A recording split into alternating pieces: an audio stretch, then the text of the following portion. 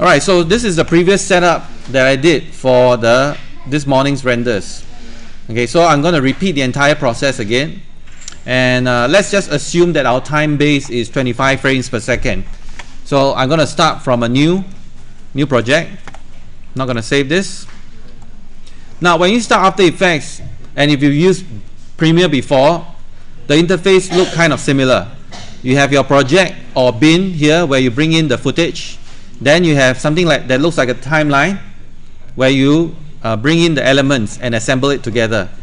Then the center window here is where you preview your work. Right? This one is quite easy to understand. So the first step you need to do is to go to composition and start a new composition. Now the frame rate that we are targeting is 25 frames per second. So, and the resolution that we are using is HD.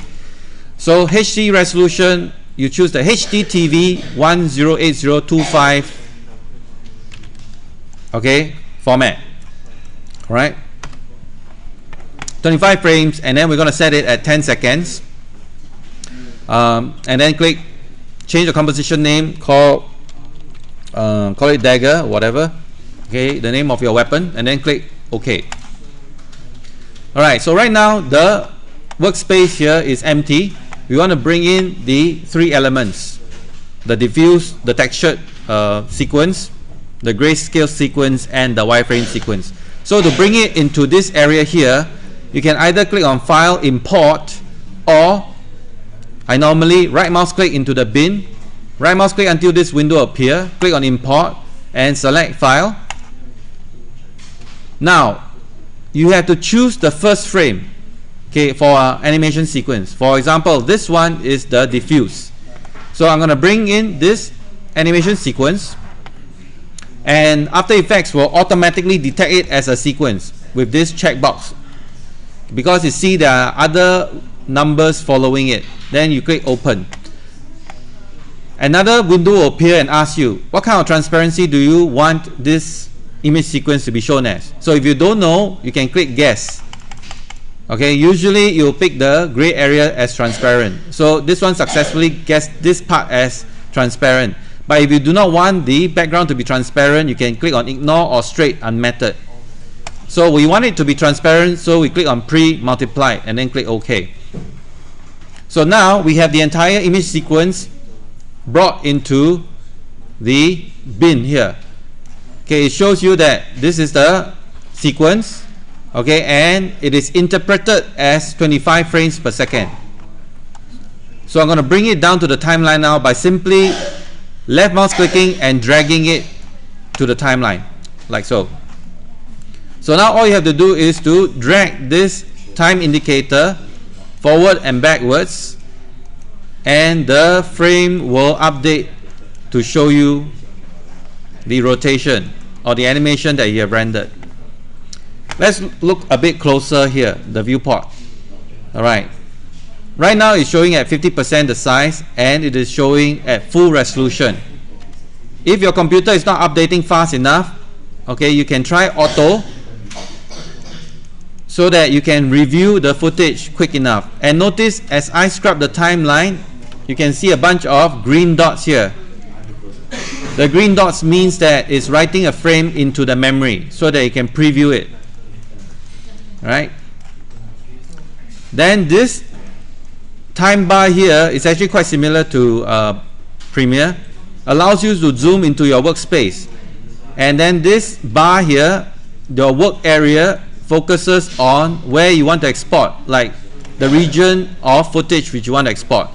Right now I'm exporting frame 0 seconds all the way to 8 seconds. So I'm now grabbing these two tabs, and zooming in on the final length of my footage here. So I got the diffuse brought in now. Now I want to bring in the wireframe. So right mouse click, Import, File, and I'm going to bring in the wireframe. Actually, I'll bring in the grayscale first. So click on the first file, it will detect it as an image sequence, and then open. And then we'll guess. Now it's straight. I'll just click on Pre-Multiply first. We can adjust that later. We're going to put the grayscale on top. Okay, so now you can see the grayscale layer is on top. Now I'm going to bring in the wireframe. So go and find the first wireframe render, 001, and then open. Again, I'm going to leave it at pre-multiplied and click OK. Drag the wireframe render and put it on top. So now the wireframe is on top. It's the first layer. Now these layers you can drag and drop or and to change the sequence. Okay, if I hide the wireframe, you can see that the grayscale is below. Alright, if I hide the wireframe and I hide the grayscale, now you can see the textured version is below. This is almost like Photoshop, except that this Photoshop, right, is animatable. Alright, next we need to invert this wireframe and apply a blend mode to it. So for this layer, we click on the first layer. If you double click, right, you will work on the particular layer. So I'm going to click on this tab here to go back to the work area. Select the first layer and apply a filter. We need to apply an invert filter. Okay, over here in this box allows you to search for the filter. So I'm going to apply an invert filter. Select the invert. You can double click to apply it or drag and drop it onto the layer that you want inverted. So right now, instead of the lines becoming white, the lines now are black and the background becomes white. Then you apply a blend mode. Okay, make sure you are in the blend mode section.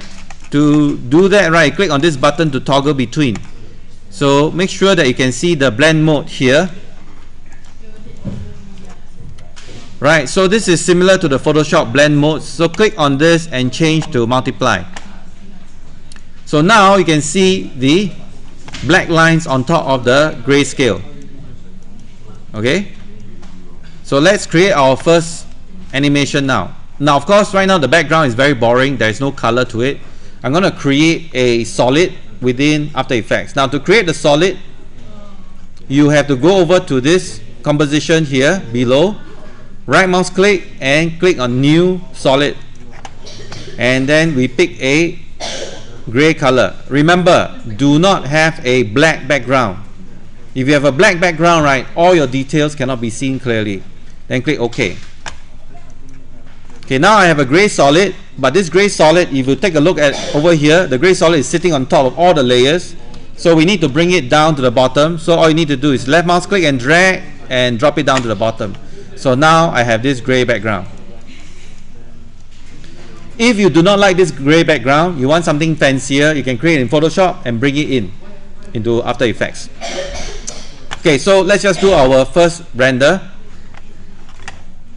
So to render, you just simply go to File, Export, Add to Render Queue, and then click on Lossless. Over here, the menu here, this is like specifying what type of quality you want to render as. The first render settings, you leave it alone. You always want to render at best settings. However, you want to change the output module from lossless to something else. If you render at lossless, the file will be huge. So you need to change this to something more manageable. So click on the word lossless, change the format to QuickTime, and make sure your QuickTime is in H.264 video codec. H.264 is a MPEG-4 compression format that is found in Blu-rays. Okay, then click OK, click OK. Then your output, you need to specify the name of the movie. So I'm going to call it Dagger _ movie 2 because I rendered all this previous movie, and then save. And then when you're ready to render, you go to the button on the right and then click on it. After Effects will then assemble everything together for you. At this point now you will notice I'm only rendering the wireframes on top of the grayscale. Then what about the diffuse? Okay, that I will show you in a short while. Because in After Effects you can actually animate the layers to fade out or fade in, so that you can cross out the wireframes and then slowly reveal the other layers. And if you want, you can also zoom in and pan out, pan left and right. Okay, however, for that to work, you have to render a very super high resolution version of your model. Okay, while waiting for this to finish, I will show you the previous video that was rendered.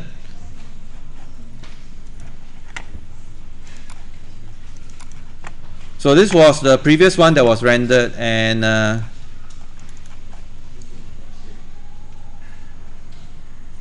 this is what you can expect it to look like.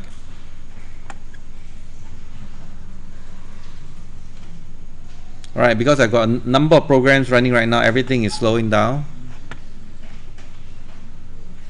Yeah, so this is what you can expect to see. So this doesn't look anything special because it's just the wireframes over the shaded mode. Okay, what if I want to add all the 3 elements into it? Then you have to do something called After Effects keyframing animation. Okay, let me just okay, anyway, it's gonna finish. We're just gonna let this finish. Basically, I'm rendering the same movie all over again.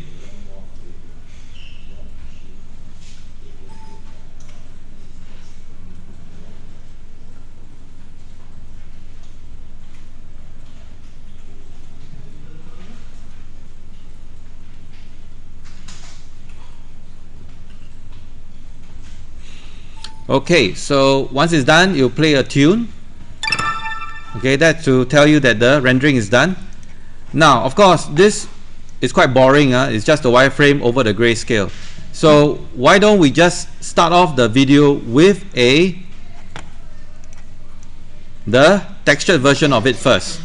Okay, so what you see me doing just now was to bring the textured version to the first layer. So we're gonna play the first textured version first for a couple of seconds. Then we are going to click on the drop down menu here and the sub drop down menu and go to the opacity. If you look close to all these properties here, you can animate things like the pivot point, the position, scale, rotation, and of course opacity, which you will use quite a lot. And you can see these icons here, they look like mini stopwatches. So I'm going to click on the stopwatch at around the 1.5 second mark. Okay, and then about 2 seconds, I'm going to fade out by clicking on the number. You just need to click on the number and slide left and right to control the opacity. So I fade out the solid or the textured version. So I can preview this. I'll start off with a textured version. Okay, make sure you click the correct timeline. Don't click on this bar so that it will fade out. Okay, then it will review I want it to review the grayscale version. So now I'm going to adjust the grayscale. I'm going to put the grayscale on top. And I'm going to now do an animation of the opacity. So the opacity is going to fade out at around 4 seconds. I'm going to start the fade out at 3.5 seconds. So it fades out and then it shows actually now the position is wrong. I do not want to fade out the grayscale. Let me undo. Okay, I always want the wireframe to be on top of the grayscale. So I made a mistake there. So put the wireframe on top of the grayscale, but animate the grayscale instead. Animate the opacity of the wireframe instead, rather. Okay, so go to about 3.5 seconds. Okay, I want to start off with 0% of the wireframe, and then I keyframe it by clicking on the stopwatch. Then at 4 seconds, fade in the wireframe. Okay, the wireframe will show for about 1.5 seconds. Then I click on this diamond. Okay, click on this diamond here to add in another keyframe. Okay, and then at about 6 seconds, I set a keyframe by moving this to 0. Every time you change the value here, a keyframe will be generated. Okay, so now let's do a quick preview. So from solid, it's going to fade out to show the grayscale. From the grayscale, it's going to fade out, or rather the wireframe is going to fade in. Okay, and then after that you can fade out the wireframe, and then if you want you can fade in the textured version again. So I'm going to set a keyframe at around 6 seconds.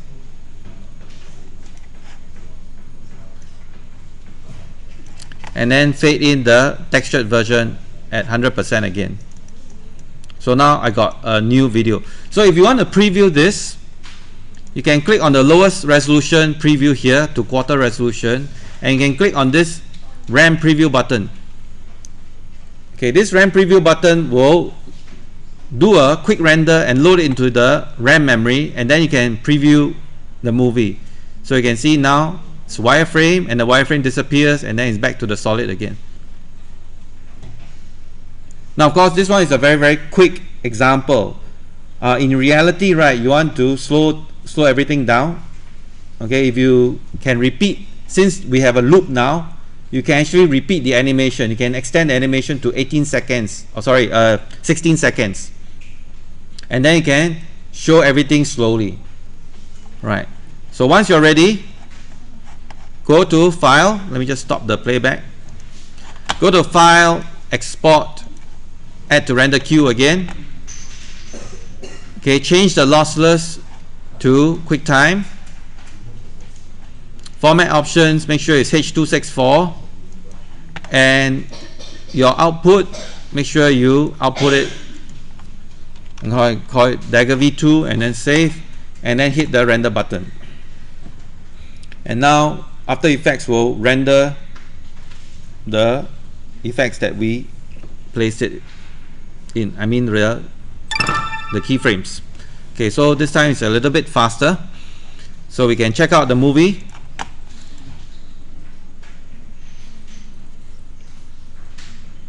So this is the final result.